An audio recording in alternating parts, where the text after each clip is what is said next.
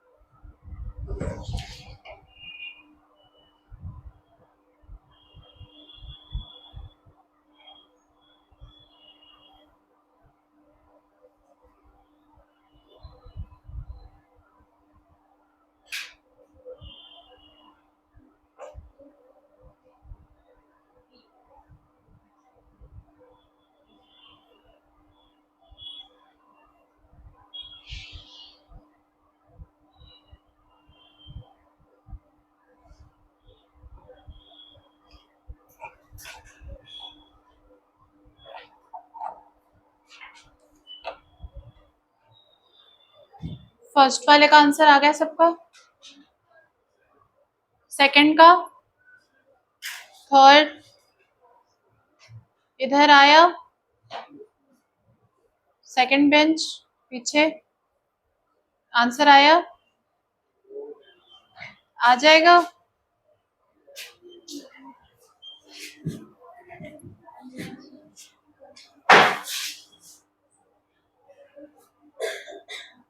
अब देखो यहाँ पे ये ग्रुप है, ये कौन सा ग्रुप है? अल्कोहल है, तो इसका हम सफिक्स क्या लिखेंगे? OL। अब यहाँ पे हमारे पास 3 मेंबर रहेंगे, इसलिए यहाँ पे लिखेंगे प्रोपेन, प्रोपेनॉल, और ये साइक्लिक स्ट्रक्चर है इसलिए इसको लिखेंगे साइक्लोप्रोपेनॉल। ठीक है, नेक्स्ट अब देखो, यहाँ पे हम नंबरिंग करेंगे 1 2 3 4 5 6। अब देखो ये हेक्सेन की रिंग है जो हमारा पेरेंट चेन है। आगे आओ यहाँ जल्दी।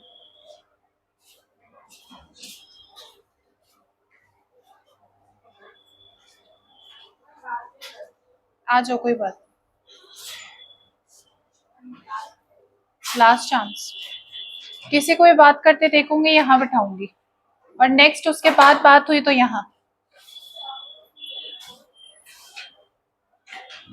अब देखो यहाँ पे ये साइक्लिक स्ट्रक्चर है, तो इसको हम क्या लिखेंगे, साइक्लोहेक्सेन। अब यहाँ पे 1 नंबर पे ये है हमारे पास इथाइल ग्रुप है, तो इसको चाहे हम लिखे ना लिखे एक ही बात है।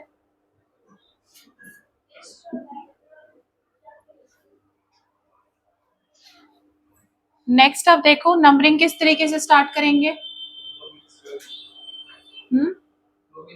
इस वाले साइड से करेंगे शुरू, 1 2 3 4। अब 4 की चेन है तो इसलिए यहाँ पे लिखेंगे ब्यूटेन।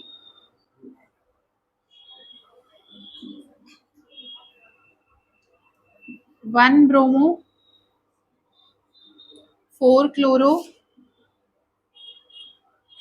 ब्यूटेन। नेक्स्ट देखो, ये मैंने स्ट्रक्चर बताया था, फिनॉल होता है जहां पे भी बेंजीन रिंग है हमारी और उसके ऊपर OH ग्रुप होगा, तो उसको हम क्या लिखेंगे, फिनॉल। अब यहाँ पे देखो ये हमारा जो मेन फंक्शनल ग्रुप है, तो इस वाले कार्बन को मार्क करेंगे 1। उसके बाद यहाँ से नहीं मार्क करेंगे, क्योंकि अगर यहाँ से मार्क करेंगे तो ये इस वाले को कितना मिलेगा, 1 2 3 4 5 6 6 मिल जाएगा। और अगर हम इधर से मार्क करेंगे तो इसको लोएस्ट काउंटिंग मिलेगा, दैट मीन्स 2। 1 2 3 4 5 6 2 4 डाइब्रोमोफिनॉल।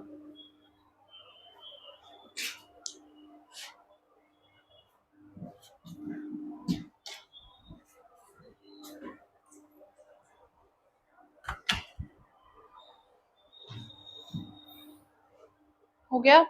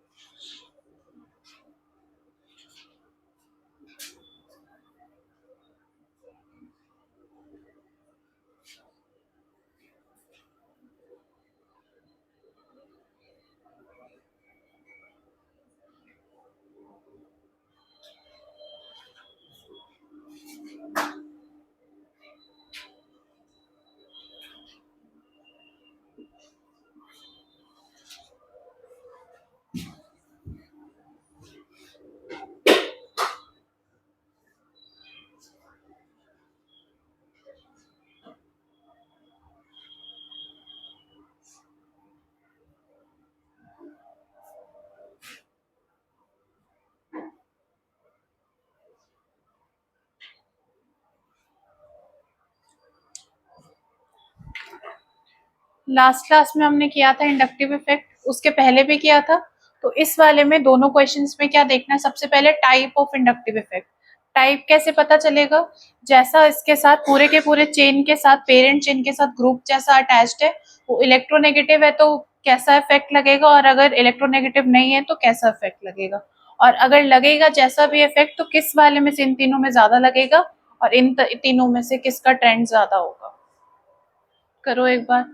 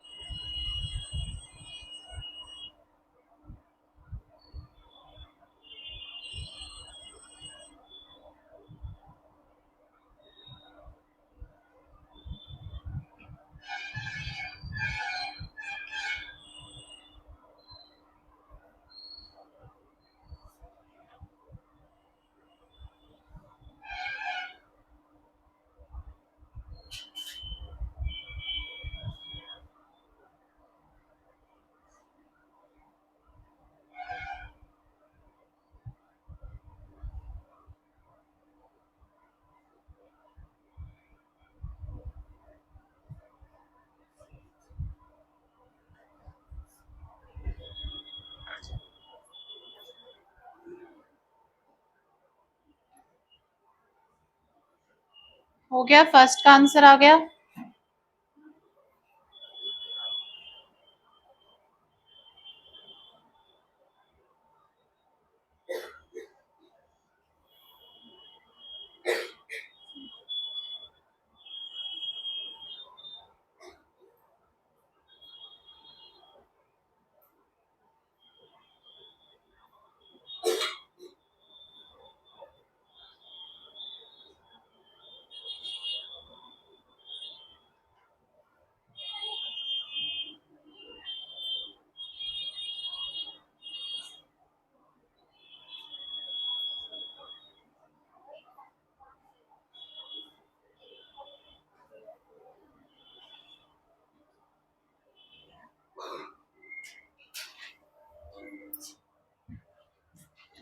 अब देखो यहाँ पे हमारे पास जो मेन पेरेंट है वो यहाँ पे ये है, इस वाले में भी सेम है, इस वाले में भी सेम है। तो अब देखो जो हमारे साथ ग्रुप अटैच्ड है, ये वाला और ये सबसे ज्यादा इलेक्ट्रोनेगेटिव एलिमेंट्स होते हैं, क्योंकि ये पीरियोडिक टेबल के उस तरफ में एग्जिस्ट करते हैं। तो अब देखो यहाँ पे सबसे ज्यादा इलेक्ट्रोनेगेटिव कौन सा हो जाएगा, यहाँ पे तो इसका ऑर्डर हो जाएगा ये फिर वो। उसके बाद देखो यहाँ पे अब फ्लोरीन है, यहाँ पे कौन सा इफेक्ट लगेगा, माइनस आई इफेक्ट लगेगा।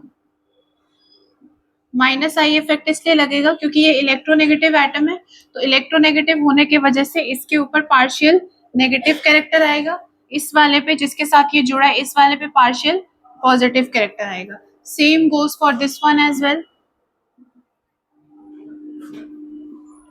और जब हम इसकी पोजीशन देखते हैं पीरियोडिक टेबल में तो कैसी आती है, सबसे पहले फ्लोरीन आता है 17 नंबर ग्रुप में, फिर क्लोरीन आता है, फिर ब्रोमीन आता है और फिर आयोडीन आता है।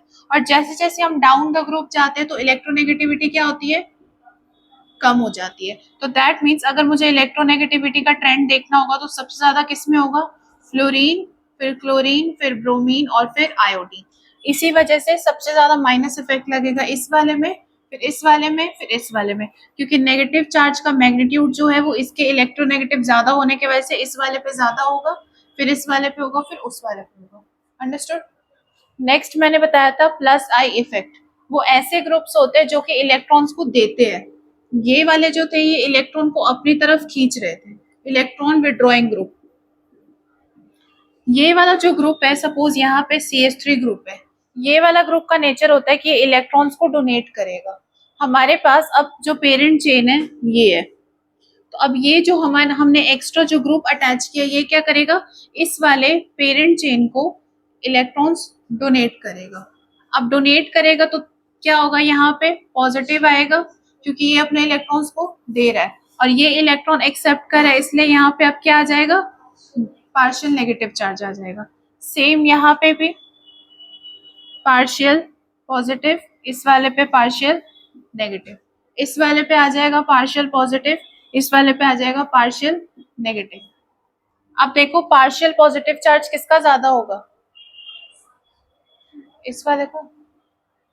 यहाँ पे देखो एक कार्बन ग्रुप अटैच्ड है, एक एल्काइल ग्रुप अटैच्ड है, यहाँ पे 2 है, यहाँ पे 3 ग्रुप अटैच्ड है, तो 3 डोनेटिंग एटम्स है, इसलिए ये वाला ज्यादा डोनेट कर पाएगा, तो यहाँ पे इसका इफेक्ट ज्यादा हो जाएगा, फिर इसका इफेक्ट होगा। अब देखो यहाँ पे ये वाला जो ग्रुप अटैच्ड है, ये पॉजिटिव इसके ऊपर चार्ज आ रहा है, इसलिए हम इसको कहेंगे प्लस आई इफेक्ट।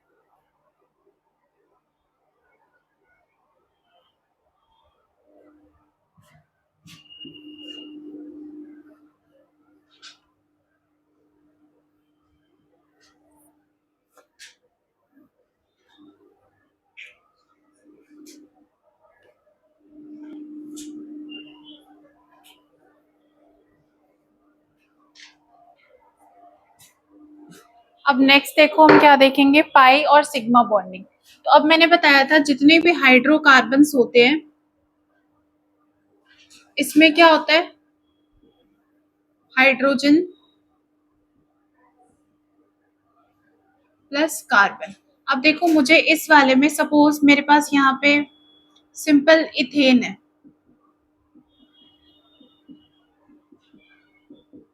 अब यहाँ पे जो कार्बन और हाइड्रोजन का बॉन्ड है वो किस ऑर्बिटल के ओवरलैपिंग की वजह से पॉसिबल है, कार्बन का जो बॉन्डिंग है वो किस वे से पार्टिसिपेट कर रहा है, पी ऑर्बिटल की वजह से पार्टिसिपेट कर रहा है।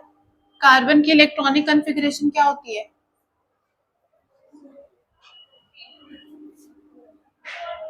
आती है ना इलेक्ट्रॉनिक कॉन्फ़िगरेशन, क्या होती है कार्बन की इलेक्ट्रॉनिक कॉन्फ़िगरेशन, इलेक्ट्रॉनिक कॉन्फ़िगरेशन पूछ रही हो।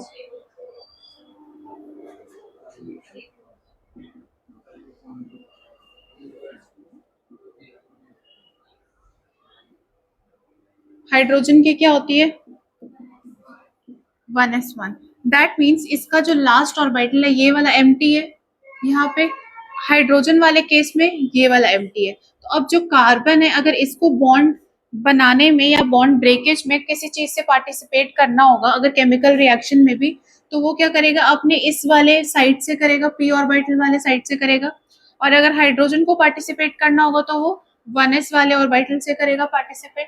तो अब देखो जहां जहां पे भी कार्बन और हाइड्रोजन का बॉन्ड है वो हम कैसे बना रहे हैं, यहाँ पे इसकी ओवरलैपिंग हो रही है कार्बन के पी ऑर्बिटल से और हाइड्रोजन का एस ऑर्बिटल, इन दोनों का जो ओवरलैपिंग हो रहा है इसके वजह से हमारे पास आ रहा है कार्बन और हाइड्रोजन का बॉन्ड।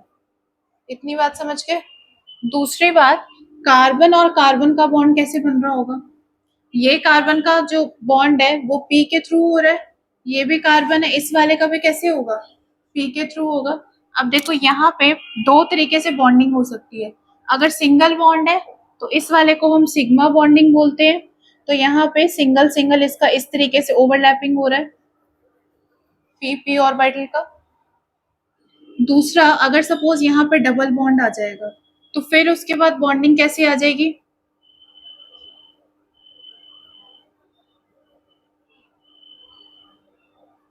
और एग्जैक्टली जो बॉन्डिंग का एक्सटेंट है, मतलब वो किस हद तक या कितनी स्ट्रॉन्ग उसकी बॉन्डिंग है, वो हमें कैसे पता चलेगी? कि ये जो ओवरलैपिंग एरिया होगा जिसका ज्यादा होगा उसका ज्यादा ओवरलैपिंग होगा और वो बॉन्ड ज्यादा स्ट्रॉन्ग होगा। अब देखो यहाँ पे सी सिंगल बॉन्ड सी है जिसका हमने इस तरीके से ओवरलैपिंग शो की है। यहाँ पे सी डबल बॉन्ड सी है जिसकी हमने ओवरलैपिंग इस तरीके से शो की है। ठीक है, तो अब देखो यहाँ पे इस वाले का एरिया ज्यादा है, इस वाले का एरिया कम है ओवरलैपिंग का। अगर सिर्फ मैं ये वाला पार्ट देखूंगी तो नीचे वाला नहीं देखना अभी। तो इस वाले का कम है, इस वाले का ज्यादा है। दैट मीन्स इसका एरिया ऑफ ओवरलैपिंग ज्यादा है, मतलब एक्सटेंट ऑफ बॉन्डिंग में इसका ज्यादा होगा। तो अगर मैं इस वाले स्ट्रक्चर में बोलूंगी तो कितने सिग्मा बॉन्ड्स प्रेजेंट होंगे? अब देखो ये जो हमने कार्बन और हाइड्रोजन का किया इस वाले को भी हम सिग्मा ही कंसिडर करेंगे। बस ये वाला जहाँ पे डबल बॉन्ड या ट्रिपल बॉन्ड आएगा इस वाले को हम पाई में कंसिडर करेंगे। ठीक है, तो अब ये वाले में बताओ, इस वाले में सिग्मा बॉन्डिंग कितने हो जाएंगे? 1 2 3 4 5 6 7। तो अब क्वेश्चंस करेंगे जिसमें हम कैलकुलेट करेंगे कि कोई भी स्ट्रक्चर है उसमें पाई और सिग्मा बॉन्ड्स कितने ज्यादा है।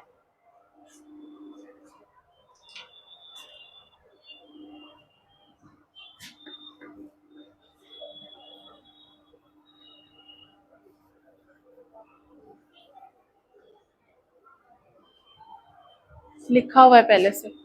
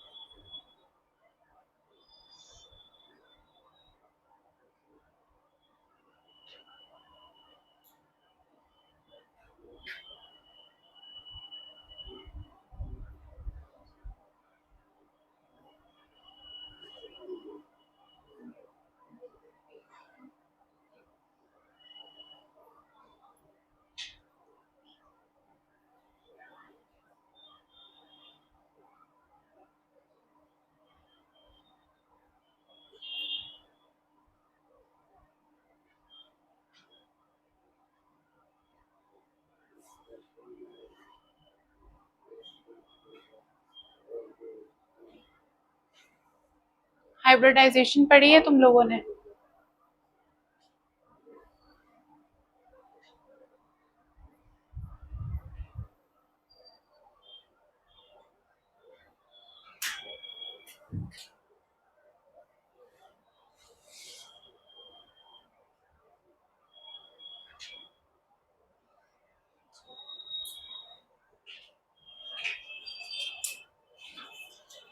हो गया ये वाला? अब देखो यहाँ पे हम हाइड्रोजन को अगर एक्सक्लूड करेंगे तो कितने यहाँ पे पाई बन जाएंगे? 1 2 3 पाई बॉन्ड्स 3 आ जाएंगे। सिग्मा बॉन्ड्स कितने आ जाएंगे हमारे? 1 2 3 4 5 6। इस वाले में देखो 1 2 3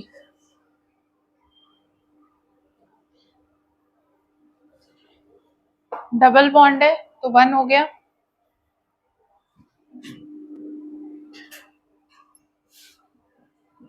इस वाले में कितने हो जाएंगे पाई बॉन्ड? एक। यहाँ पे सिग्मा बॉन्ड्स कितने हो जाएंगे? 1 2 3 4 5। इस वाले में बताओ पाई बॉन्ड हो जाएगा 1, सिग्मा हो जाएगा 1 2 3 4 5। आ गया सबका आंसर? एक और लास्ट क्वेश्चन करो इसमें।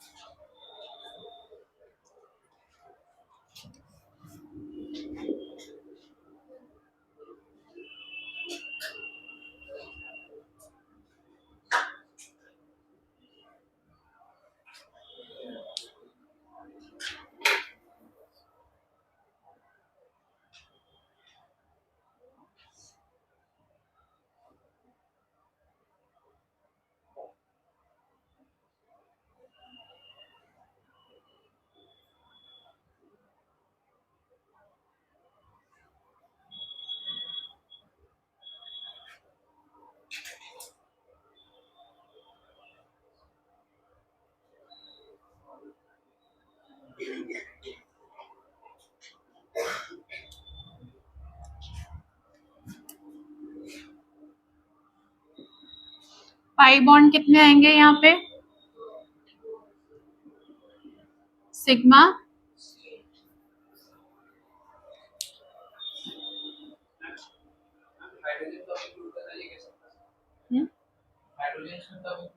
जब क्वेश्चन में मेंशन होगा। अभी हम कंडेंस स्ट्रक्चर पढ़ रहे हैं, पूरा इसको ओपन करके नहीं देख रहे हैं। जब अगर क्वेश्चन में लिखा होगा स्पेशली कि तुम्हें सारे bonds all of the bonds को कैलकुलेट करना है तो सब में हाइड्रोजन देखोगे, जैसे ये वाला है।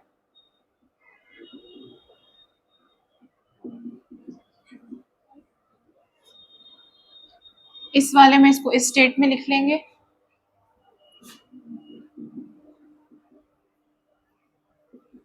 अब टोटल कैलकुलेट कर लो।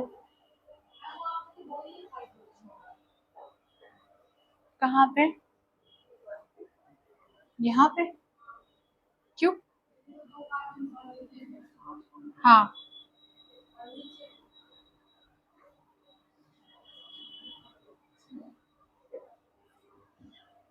कार्बन की टेट्रावेलेंसी हर जगह पे सेटिस्फाई होनी चाहिए। हर जगह पे 4 4 बॉन्ड बनेंगे, जहां जहां पे भी जितनी कमी होगी उतने उतने हाइड्रोजन ऐड कर देना और वहां पे टोटल बॉन्ड्स लिख देना। वैसे क्वेश्चन में हाइड्रोजन का नहीं पूछते क्योंकि बहुत लेंदी हो जाता है, बहुत ज्यादा नंबर हो जाता है। बेसिकली वो पूछना चाहते हैं कि तुम्हें आता है कि नहीं, तो कार्बन या ऑक्सीजन का होगा या फिर कार्बन का बॉन्ड होगा, यही कैलकुलेट करना होता है एग्जाम में।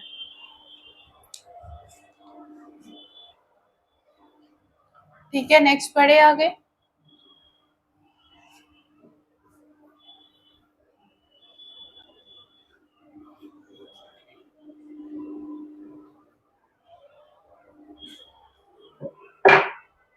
नेक्स्ट हम देखेंगे हाइब्रिडाइजेशन।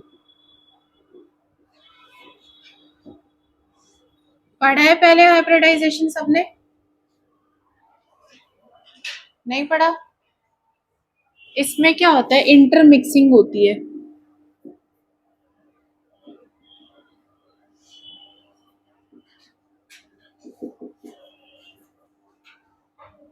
ये डिटेल में पढ़ोगे केमिकल बॉन्डिंग में। अभी के लिए जो हमें यहाँ पे काम है ऑर्गेनिक के लिए, हम वो देखेंगे। तो यहाँ पे क्या होता है, इंटरमिक्सिंग ऑफ ऑर्बिटल्स। तो अब इसको हम कैलकुलेट कैसे करते हैं, इसका कैलकुलेट करने की वजह से हमें पता चलता है कि कोई भी मॉलिक्यूल है उसकी ज्योमेट्री कैसी है। ज्योमेट्री से हम पता करते हैं कि उसकी शेप कैसी होगी। और ये जो एक्चुअल में हमारे पास जो हाइब्रिडाइजेशन आती है, ये स्टेरिक नंबर के थ्रू आती है। अब स्टेरिक नंबर क्या होता है, कोई भी स्ट्रक्चर में कितने नंबर ऑफ बॉन्ड वो बना रहा है, मतलब बॉन्ड पेयर कितने हैं उसके, उसको हम कैलकुलेट करेंगे। और उसके बाद हम कैलकुलेट करेंगे कि उसमें कितने ज्यादा लोन पेयर है। अब सपोज मेरे पास वाटर का मॉलिक्यूल है यहाँ पे। अब जिसको शेप नहीं पता, कुछ भी नहीं पता इसके बारे में, जिसको केमिस्ट्री की कोई नॉलेज नहीं है, तो वो क्या करेगा, सिंपली इसको इस तरीके से ड्रॉ कर देगा। बट एक्चुअल में जब तुम देखोगे तो ऑक्सीजन के कितने होते हैं इलेक्ट्रॉन्स आउटर शेल में, 6 होते हैं। तो अब यहाँ पे देखो, इसने 2 बॉन्ड्स ऑलरेडी बना चुका है। एक बॉन्ड इसके साथ बना चुका है, एक बॉन्ड इसके साथ बना चुका है, मतलब इसके 2 इलेक्ट्रॉन यूज्ड अप हो चुके हैं। बाकी इसके पास कितने इलेक्ट्रॉन्स बच जाएंगे, 4। तो इसको हम एज अ लोन पेयर इस तरीके से लिख सकते हैं। अब देखो इसका स्टेरिक नंबर हम कैसे काउंट करेंगे। स्टेरिक नंबर में मैंने बोला बॉन्ड पेयर ऐड करेंगे और लोन पेयर ऐड करेंगे। अब यहाँ पे देखो, स्टेरिक नंबर हमेशा हम सेंट्रल एटम का निकालते हैं। ऑक्सीजन देखो कितने बॉन्ड्स बना रहा है, 2 बॉन्ड बना रहा है। तो यहाँ पे हो गया 2, 2 बॉन्ड पेयर। अब इसके पास लोन पेयर्स कितने हैं, 2 हो गए। तो यहाँ पे +2, टोटल मिला के हो गया 4। ये इसका हो जाएगा स्टेरिक नंबर। अब जब तुम्हें स्टेरिक नंबर पता चल जाएगा तो इससे हम निकालते हैं एस और पी ऑर्बिटल का मिक्सिंग। अब देखो यहाँ पे एस हमेशा 1 रहेगा, पी का नंबर चेंज होता चला जाएगा, पी का नंबर 3 तक चेंज हो जाएगा, फिर उसके बाद डी आने लग जाएगा। बट हमें यहाँ पे काम है सिर्फ एस और पी का। ठीक है, एस ऑर्बिटल को हम 1 टाइम लेंगे इसमें, पी को कितना लेंगे कि टोटल हमारे पास 4 आ जाए, 3। तो यहाँ पे इसकी हाइब्रिडाइजेशन हो जाएगी sp3। ठीक है, अब sp3 अगर हाइब्रिडाइजेशन है तो ये याद करना है, इसकी शेप जो हो जाएगी वो टेट्राहेड्रल हो जाएगी। अब देखो टेट्राहेड्रल शेप में क्या होता है,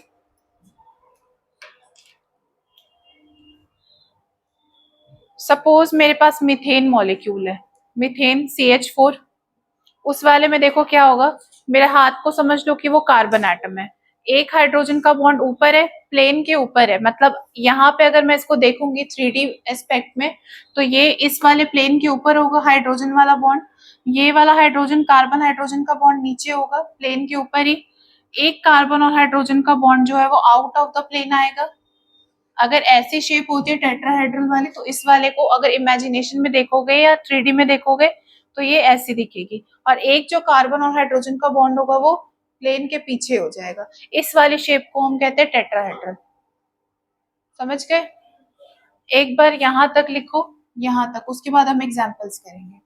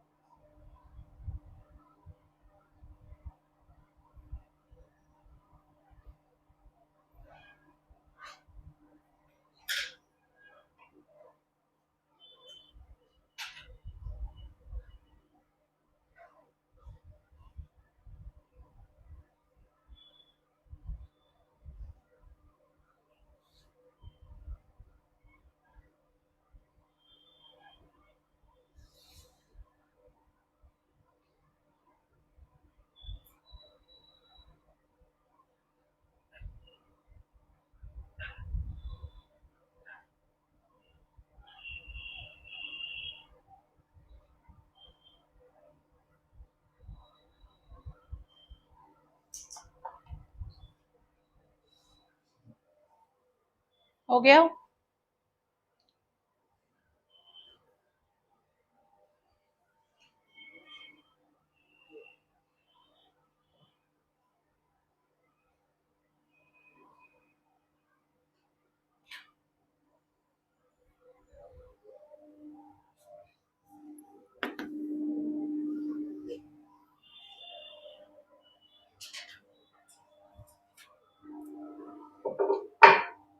अब देखो हम जो हाइब्रिडाइजेशन है वो हम कितने नंबर से शुरू कर सकते हैं, स्टेरिक नंबर से।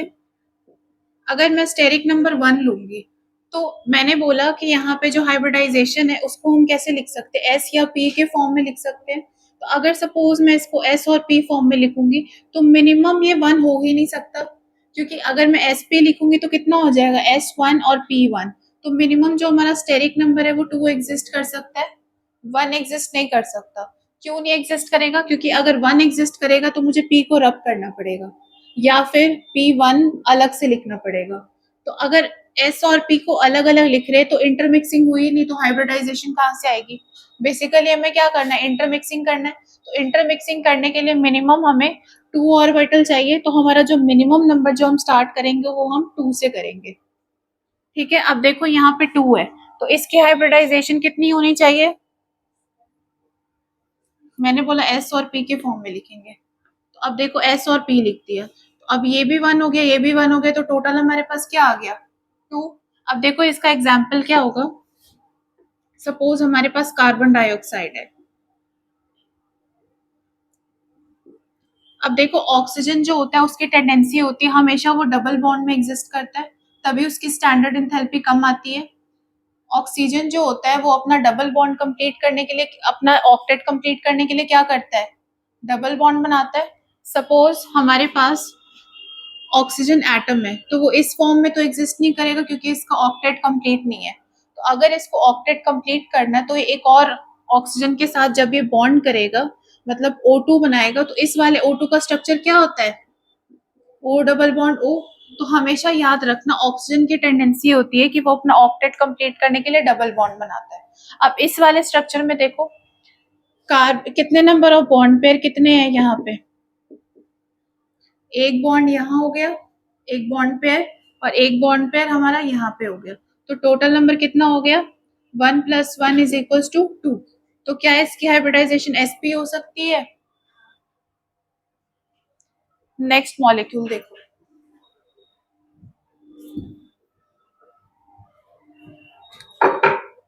सपोज मेरे पास यहाँ पे एल्काइन है।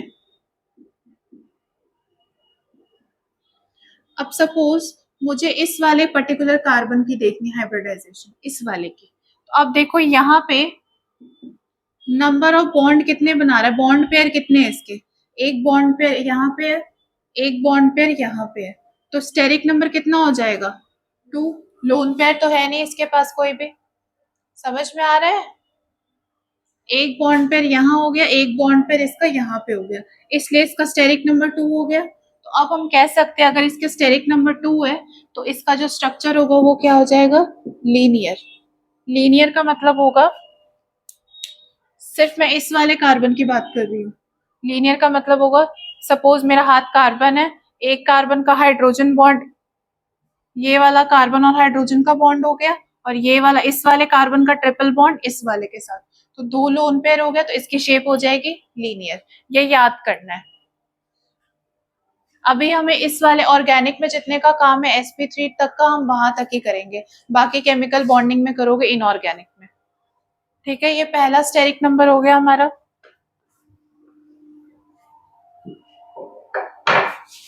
अब देखो नेक्स्ट स्टेरिक नंबर हम कितना ले सकते हैं, 3। अब इसकी अगर मुझे हाइब्रिडाइजेशन लिखनी होगी तो मैं क्या लिख सकती हूँ, sp के फॉर्म में लिखना होगा तो ये S1 हो गया, P कितने हो सकते हैं, 2। तो इस वाले की हाइब्रिडाइजेशन हो जाएगी sp2। अब इसकी शेप होती है या ज्योमेट्री होती है ट्राइगोनल प्लेनर। प्लेनर का मतलब होगा कि सारे के सारे एटम प्लेन के ऊपर एग्जिस्ट करेंगे, ट्राइगोनल का मतलब होगा इस तरीके से ये बनेंगे, मतलब इसकी शेप होगी जैसे फैन होता है 3 ब्लेड्स, वैसे ही इसकी सेम शेप होगी।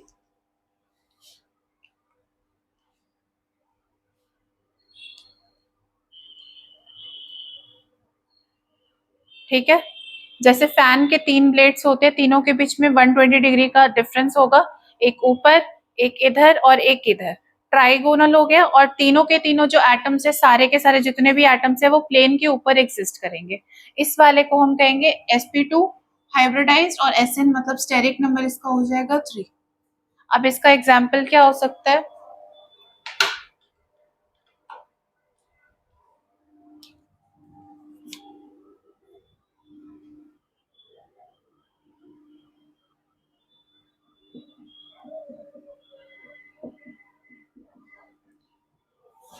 अब देखो, पर्टिकुलरली अगर मैं सिर्फ इस वाले कार्बन का देखूंगी, तो इस वाले कार्बन का स्टेरिक नंबर मुझे निकालना होगा, इस वाले का। तो इसके बॉन्ड पेयर कितने हैं? 3। एक इसके साथ हो गया हाइड्रोजन के साथ, एक इस वाले के साथ हो गया, और एक इसका कार्बन का डबल बॉन्ड इस वाले के साथ हो गया। तो टोटल नंबर ऑफ बॉन्ड कितने हो गए इसके? 3। अब इसके पास कोई लोन पेयर नहीं है, दैट मीन्स 0। तो टोटल स्टेरिक नंबर इसका हो जाएगा 3। और अगर इसका Sn3 हो जाएगा, तो हाइब्रिडाइजेशन कितनी हो जाएगी? sp2, और शेप हो जाएगी इसकी ट्राइगोनल प्लेनर। तो अगर सपोज मुझे इस वाले कार्बन का देखना होगा शेप, तो कैसे देखेंगे? सपोज ये वाला कार्बन है, ये दोनों एटम प्लेन के ऊपर एग्जिस्ट करेंगे, और एक एटम ऐसा, ये भी प्लेन के ऊपर एग्जिस्ट करेगा। ये इसकी शेप हो जाएगी, जैसे एक फैन के ब्लेड्स होते हैं। अंडरस्टूड?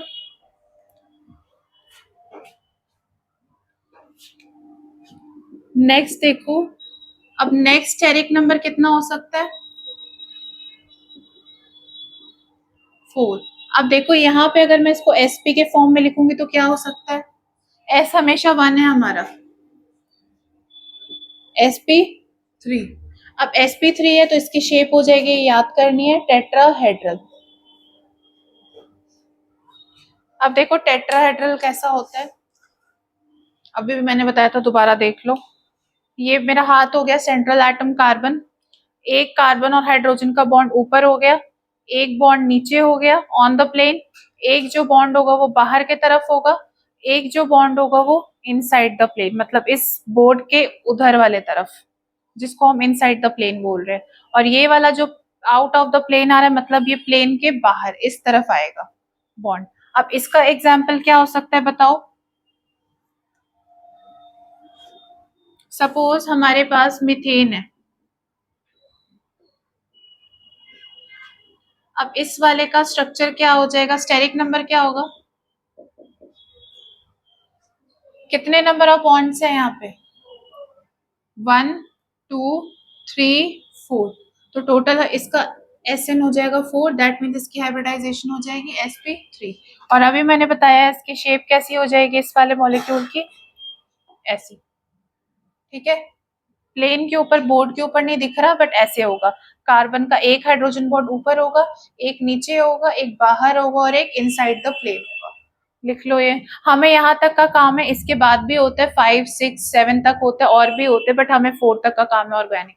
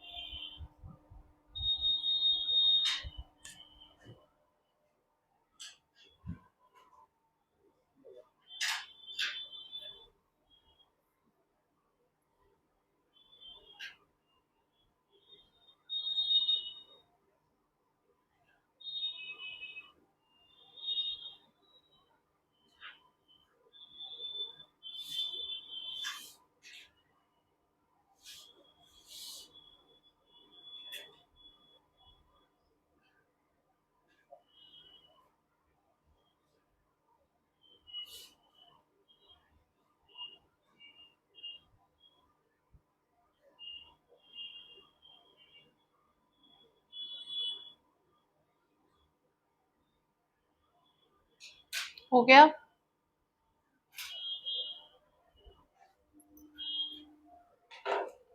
अब देखो पहला इंपॉर्टेंस है कि हम हाइब्रिडाइजेशन पढ़ क्यों रहे हैं, इसका क्या मतलब है, एप्लीकेशन क्या है।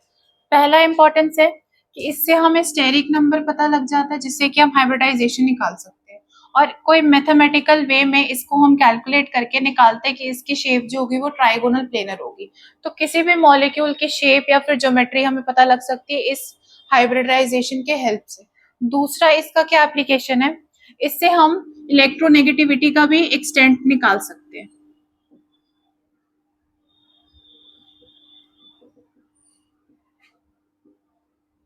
जो कि directly proportional to s character होता है। अब देखो किसी भी मॉलिक्यूल में एस कैरेक्टर जितना ज्यादा होगा उतना ज्यादा वो इलेक्ट्रोनेगेटिव होगा। अब देखो यहाँ पे इलेक्ट्रोनेगेटिविटी फैक्टर हम डिसाइड नहीं कर सकते क्योंकि यहाँ पे कार्बन और हाइड्रोजन है। होता अगर यहाँ पे फ्लोरीन होता, क्लोरीन होता, ब्रोमीन होता, आयोडीन होता, तो हमें पता था कि हाँ अगर ऐसा कोई भी एटम इसके साथ अटैच्ड है तो वो क्या करेगा, इलेक्ट्रॉन को अपनी तरफ पुल करेगा और इलेक्ट्रोनेगेटिव होगा तो एक तरफ नेगेटिव चार्ज आ जाएगा, एक तरफ पॉजिटिव चार्ज आ जाएगा।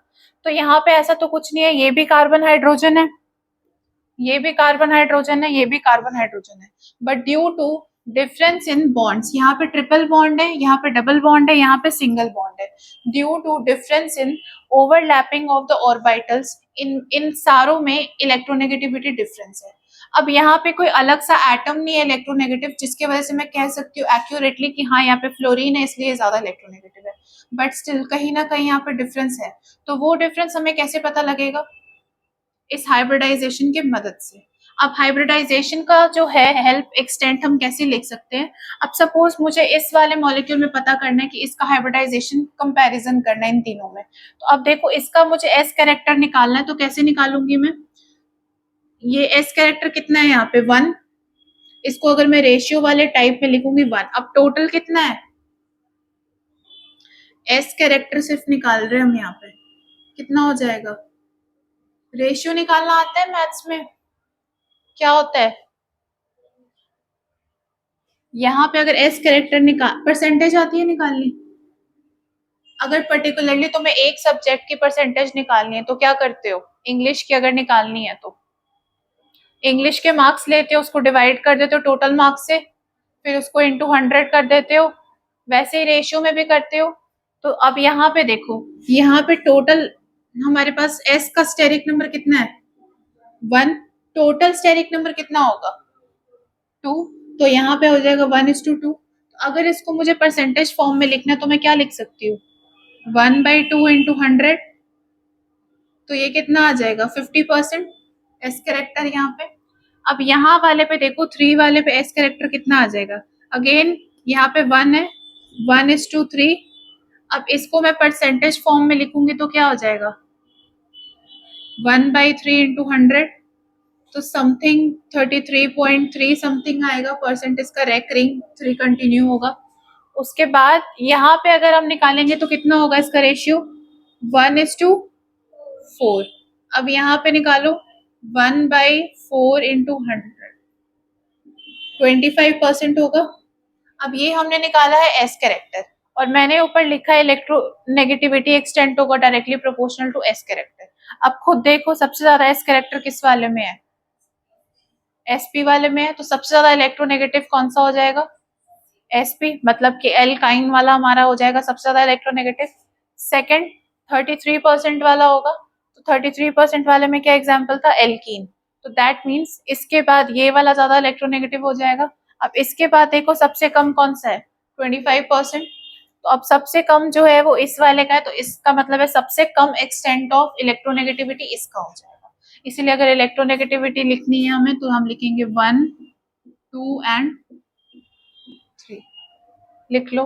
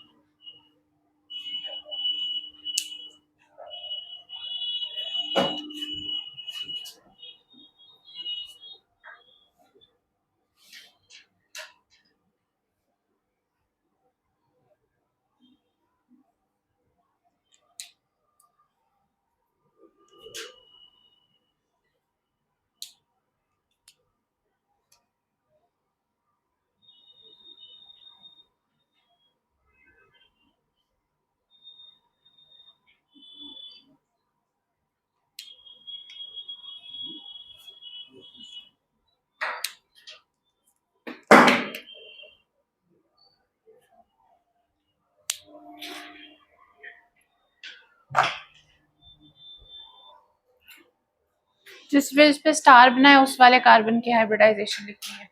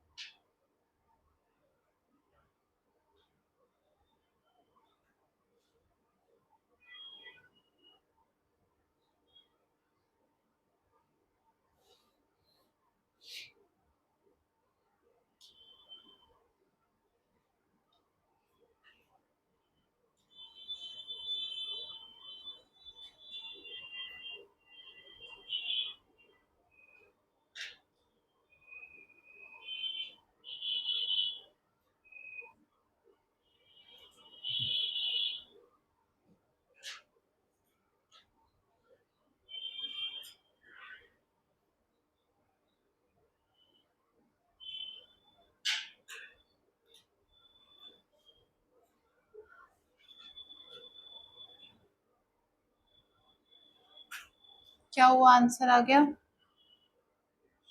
आ जाएगा। काउंट करो नंबर ऑफ बॉन्ड्स।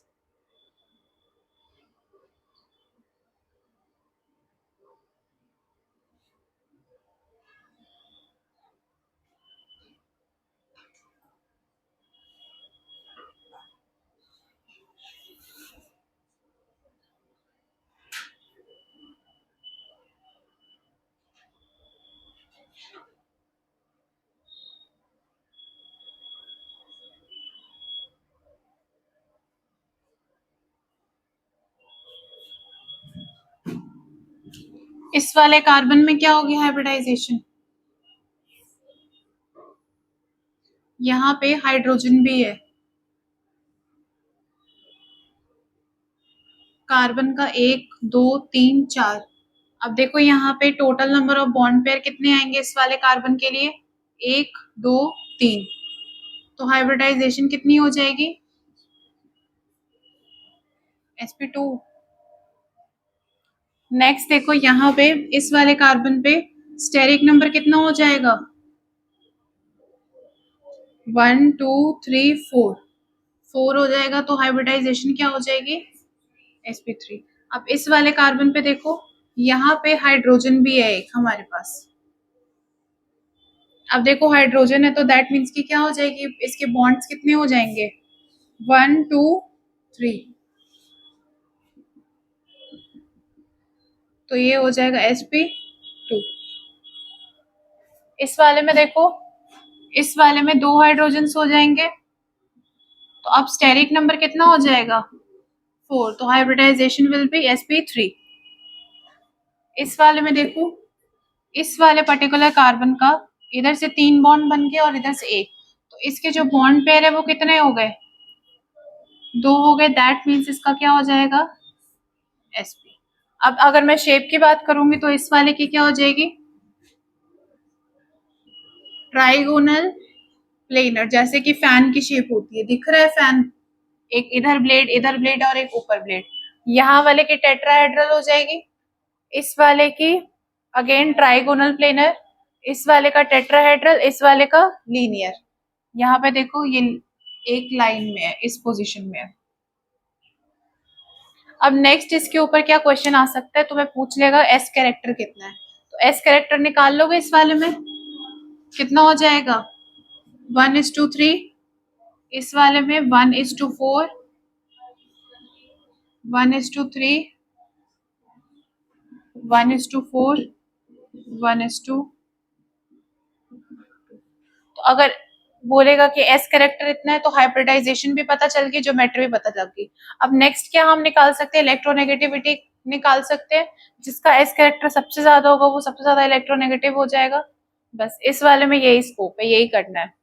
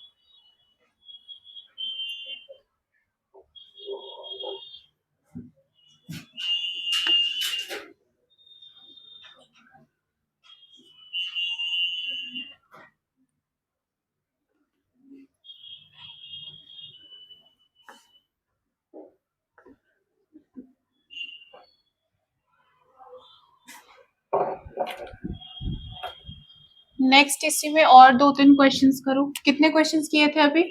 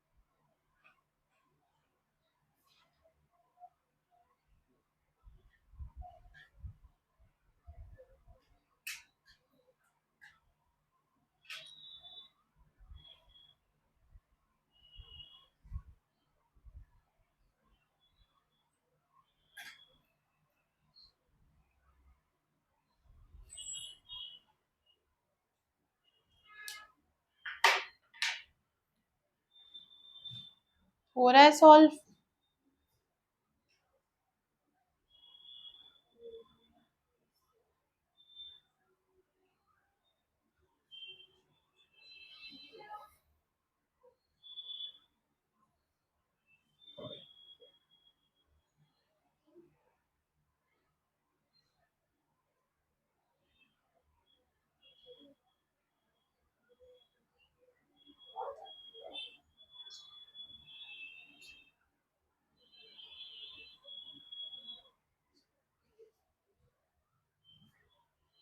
इस वाले की हाइब्रिडाइजेशन कितनी होगी?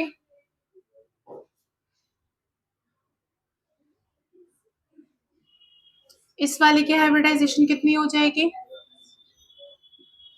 क्योंकि इसका स्टेरिक नंबर क्या हो जाएगा? 2।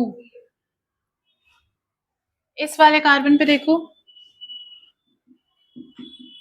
इस वाले कार्बन का स्टेरिक नंबर कितना हो जाएगा?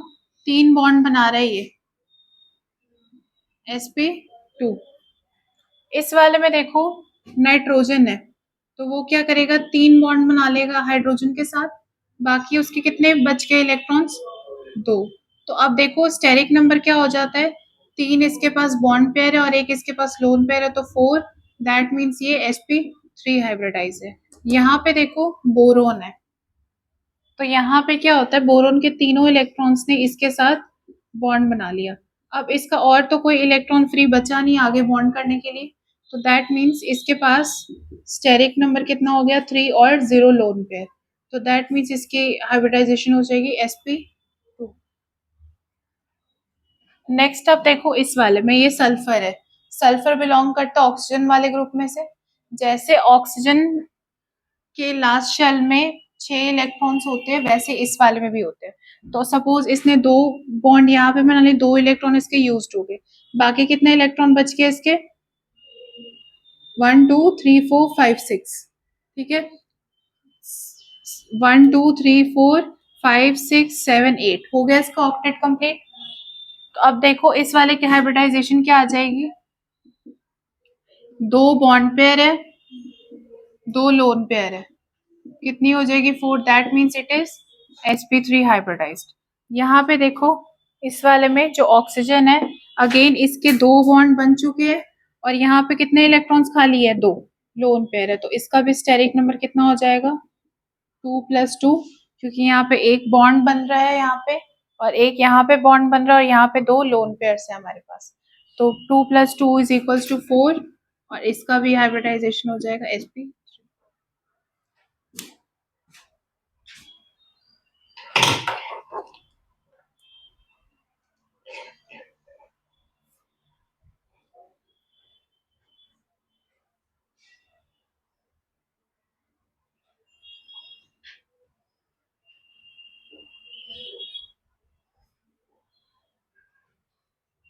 हो गया ये वाला?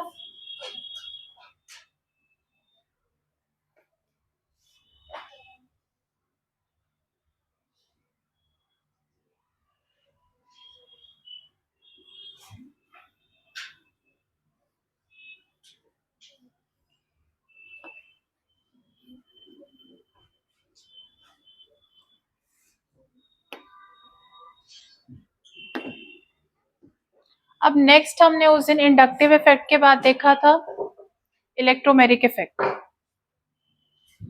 याद है किसी को?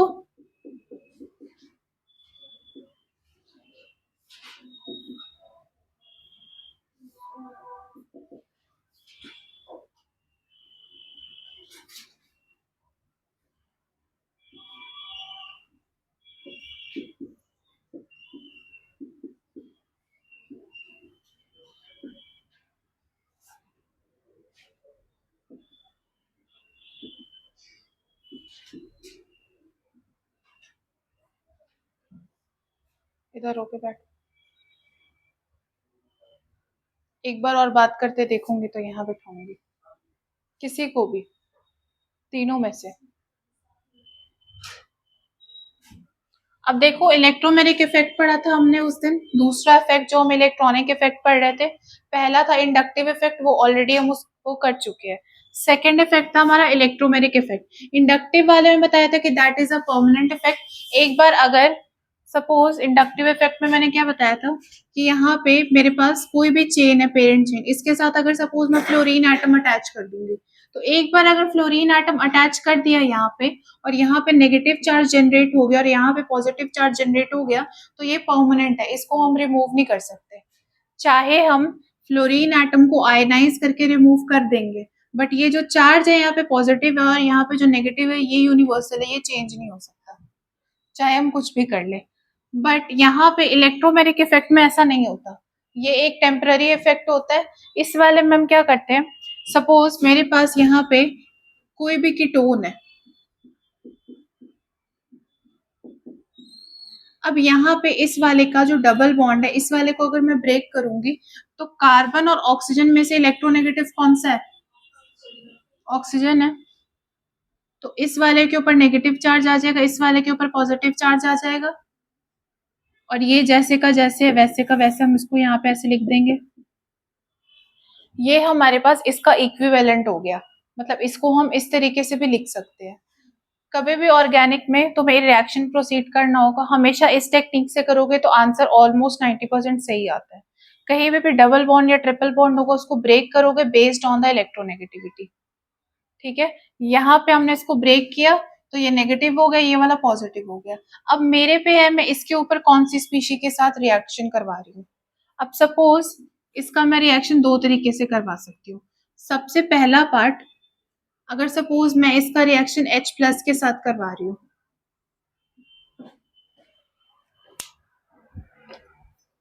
अब देखो ये प्लस है तो ये कहाँ पे अट्रैक्ट होगा, इस वाले के साथ अगर इसको रिएक्शन करवा रही हूँ मैं तो ये प्लस वाला है, तो ये कहाँ पे रिएक्ट करेगा, इस वाले पे भी, इस वाले पे, ऑक्सीजन वाले पे करेगा।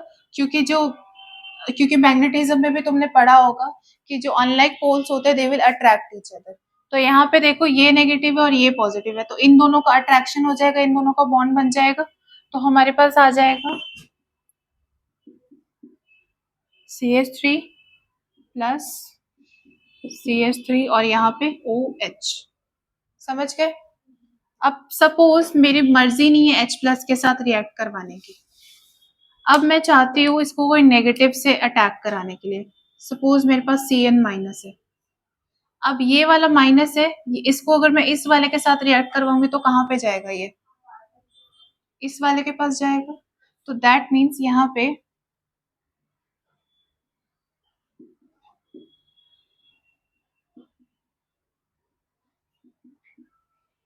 अब सपोज यहाँ पे मैंने प्लस वाला स्पीशी यूज किया, ऐसा मॉलिक्यूल या ऐसा आयन यूज किया जिसके ऊपर पॉजिटिव चार्ज था, ये वाला यूज करेंगे तो दैट मीन्स यहाँ पे हमारा लग रहा है प्लस ई इफेक्ट। और अगर मैं नेगेटिव कोई भी ऐसा आयन या स्पीशी या मॉलिक्यूल यूज करी हूँ जिसके ऊपर चार्ज नेगेटिव है, तो दैट मीन्स कि यहाँ पे हमारा हो जाएगा माइनस ई इफेक्ट। लिख लो।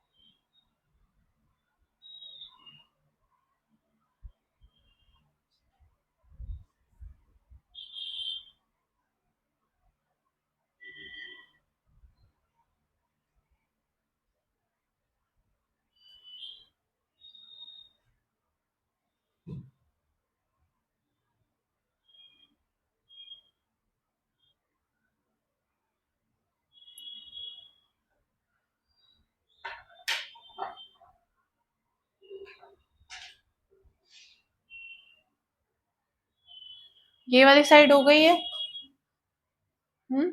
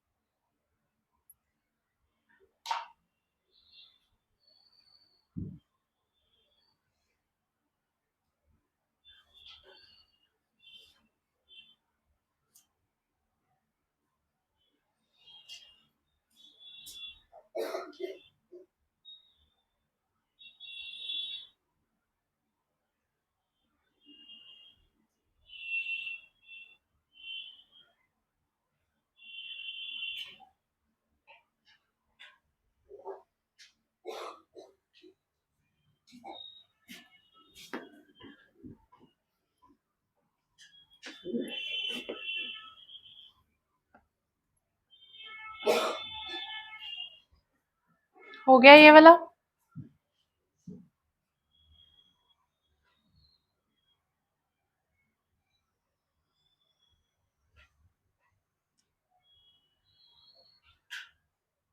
इस वाले में देखो क्या करेंगे, अगर ए पाथवे से जाएंगे सबसे पहले तो इसका हम इक्विवेलेंट लिखेंगे। इसका इक्विवेलेंट क्या हो जाएगा,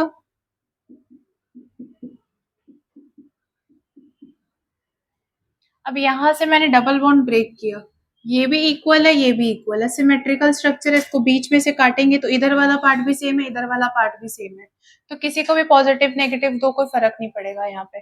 तो इस वाले को मैं पॉजिटिव दे देती हूँ, इस वाले को मैं नेगेटिव दे देती हूँ। अब देखो सपोज मैं ए वाले पाथवे से जाऊंगी, मतलब कि अगर H प्लस से रिएक्ट करवाना होगा तो H प्लस कहाँ पे रिएक्ट करेगा, इस वाले पे रिएक्ट करेगा, तो हमारे पास आ जाएगा,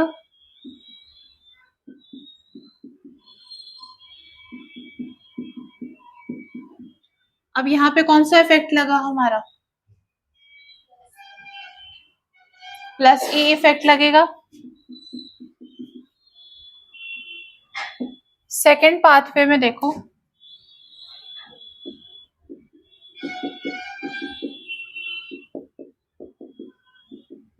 अब सपोज यहाँ पे Cl माइनस है, तो वो कहाँ पे रिएक्ट करेगा, इस वाले पे करेगा।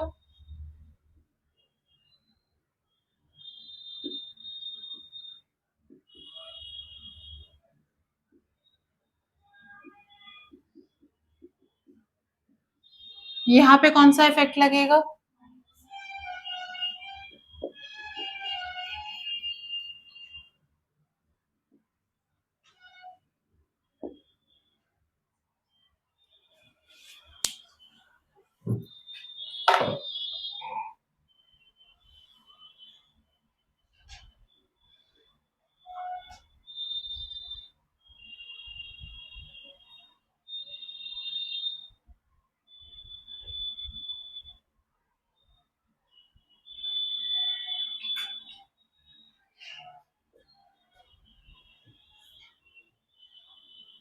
रिकॉर्डिंग ऑफ कर दो।